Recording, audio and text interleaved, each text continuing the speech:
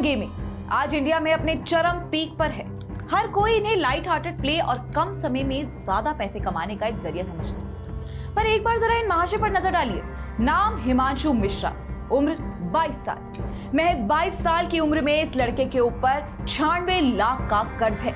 जी हाँ, जिन्होंने न्यूज में अभी तक नहीं देखा है उन्हें मैं बता दूं कि 22 साल के हिमांशु ने ऑनलाइन गेमिंग और बेटिंग के चक्कर में अपनी कॉलेज की फीस, अपने घर वालों का पैसा सब कुछ लुटा दिया। हिमांशु की मां अब उनसे ताल्लुक नहीं रखती। सड़कों और शेल्टर होम्स का सहारा लेकर हिमांशु अब अपने दिन काटता है। बीच में हिमांशु ने सुसाइड भी अटेम्प्ट किया पर सफल नहीं हो सका। दोस्तों, हिमांशु की इस कहानी ने एक बहुत ही बड़ा मुद्दा उठाया है। एक ऐसी चीज जो कईयों के साथ हुई है या हो रही होगी। मे भी इतने बड़े स्केल पर नहीं, पर हजारों लाखों का सट्टा हर रोज लोग लगा रहे हैं। पर उन्हें यह समझ में नहीं आ रहा है कि ये सट्टा वो किसी गेम पर नहीं, अपनी लाइफ पर लगा रहे हैं। ऑनलाइन गेमिंग एक एडिक्शन की तरह है। जैसे शराब का एडिक्शन होता है, ड्रग्स का एडिक्शन होता है, वैसा ही है ये। बस दिखता नहीं है ये नशा, पर जिंदगी बर्बाद कर देता है। दोस्तों, गैम्बलिंग, जुआ, सट्टा ये टर्म्स आज से नहीं कई 100 सालों से चले आ रहे हैं। लोग एक जगह पर इकट्ठा होते थे, बाहर के देशों में किसी सैलून या किसी पब में, और हमारे देश में किसी पेड़ के नीचे या किसी बार में। यहाँ खाना पीना होता था और कुछ लोग कार्ड गेम्स या कोई और खेलों में थोड़ा बहुत पैसा लगाया करते थे। इनफैक्ट कसिनोज भी जब आए तो उनमें भी कुछ ऐसा ही होता था। पर यहाँ आपको ये समझना जरूरी है कि उस समय जो गैम्बलिंग होती थी वो बहुत ही छोटे स्केल पर होती थी। इनफैक्ट कसिनोज में तो गैम्बलिंग काफी रेगुलेटेड भी होती है। पर अब जो ये ऑनलाइन गेमिंग और बेटिंग आई है, इसमें कोई रेगुलेशंस नहीं है। आप अपने घर में बैठकर अपने ट्रांजैक्शंस ऑनलाइन करके इन गेम्स को खेल सकते हो और यहाँ आपको कसिनोज की तरह कोई बाहर भी नहीं निकाल सकता। कर्ज में तो फिर भी डूबोगे ना। तो फिर क्यों लोग इसके पीछे इतने पागल हैं? उसका रीजन है ये। इनके एड्स देखिए जरा। घर बैठे खेलिए, लाखों कमाइए और जल्दी जल्दी पैसा कमाइए। पर यहाँ आप लाखों कमाते नहीं हैं, गवाते हैं। अब अगला ख्याल दिमाग में आता है कि जब इससे इतने लोगों को नुकसान पहुंच रहा है तो सरकार इसे बैन क्यों नहीं करती? तो दोस्तों, इंडिया में gambling is illegal under the public gambling act of 1867। पर ये जो ऑनलाइन गैम्बलिंग है ना, इसको सरकार स्किल बेस्ड गेम की कैटेगरी में डालती है। जी हाँ, games like poker, rummy, cricket, even games like ludo, ये सभी कहने को स्किल बेस्ड गेम्स हैं, पर यहाँ पर गैम्बलिंग ही चल रही है।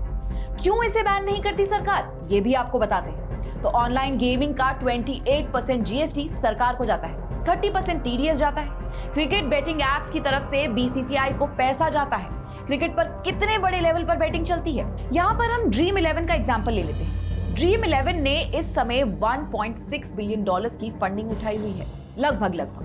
और अभी तक वो शार्क टैंक के स्पॉन्सर्स रह चुके हैं, आईपीएल के स्पॉन्सर्स रह चुके हैं, इंडियन क्रिकेट टीम के टाइटल स्पॉन्सर्स भी रह चुके हैं। बड़े बड़े सेलिब्रिटीज और स्पोर्ट्स पर्सन इन्हें सपोर्ट करते हैं, कहते हैं चुटकियों में लाखों कमाओ, और वो तो अपने एड का पैसा लेकर निकल जाते हैं। बट गेस व्हाट, आपके हमारे जैसे कॉमन लोग उन्हें बिलीव कर लेते हैं।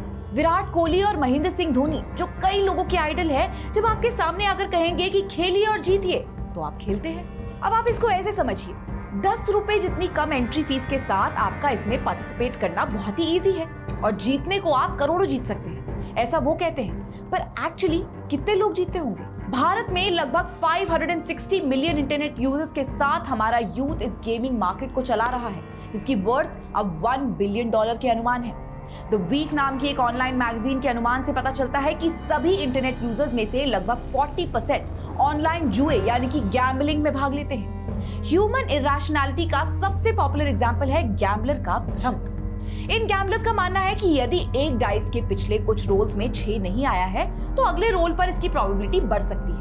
इसकी प्रोबेबिलिटी एक्चुअली में फेयर डाइस के साथ हमेशा 1/6 होती है एंड एज अ रिजल्ट लोग शायद अगली चांस में जीतेंगे इस उम्मीद में अपना दांव लगा देते हैं। ये कुछ वैसा ही है जैसे लोग क्रिकेट मैचों पर सट्टा लगाते हैं और उम्मीद करते हैं कि बैट्समैन लगातार कम स्कोर के बाद सेंचुरी मारेगा।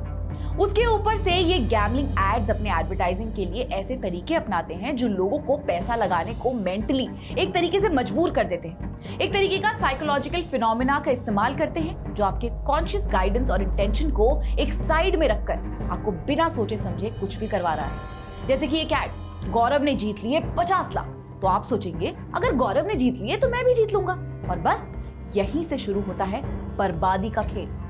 दोस्तों, मैं आपको जाते जाते बस यही कहूंगी, ऑनलाइन गेमिंग और बेटिंग एक बहुत ही बुरी लत है जिसने अभी तक कई जिंदगियों को बर्बाद किया है। अगर आप किसी को जानते हैं जो गैम्बलिंग एडिक्शन से जूझ रहा है या फिर अगर आप खुद इस प्रॉब्लम से गुजर रहे हैं तो I would suggest please get and give help. अगर हम फाइनेंशियल टर्म्स में सोचें तो ये कहीं से भी आपको फायदे वाली डील नहीं लगेगी। गैम्बलिंग के प्रॉफिट्स अप टू 30% टैक्सेबल है, आपको बेसिक एग्जेम्पशन बेनिफिट तक नहीं मिलता, एडिक्टिव है और विनिंग प्रोबेबिलिटी ऑलमोस्ट जीरो। कई स्टेट्स और एजेंसीज ने व्हाइट पेपर्स और नियम भी जारी किए हैं, लेकिन प्रोग्रेस बहुत धीमी और कियोटिक है। बड़ी संख्या में प्लेयर्स के साथ प्लेटफॉर्म के पास अपना प्रॉफिट बढ़ाने और यूजर एक्सपीरियंस को और फ्रिक्शनलेस बनाने के लिए एक मजबूत मोटिवेशन है, पर यहाँ हमारी इच्छा शक्ति और सेल्फ कंट्रोल ही हमारे सबसे बड़े टूल्स हैं। हिमांशु मिश्रा की कहानी से कुछ सीख ले और ध्यान दे कि 50 लाख जीतने वाले गौरव इक्के दुक्के होंगे, पर 96 लाख गंवाने वाले हिमांशु बहुत। श्रेष्ठ उत्तराखंड पर खबरों से जुड़े रहने के लिए चैनल को सब्सक्राइब और लाइक करें, बेल आइकन दबाएं और देखते रहें श्रेष्ठ उत्तराखंड।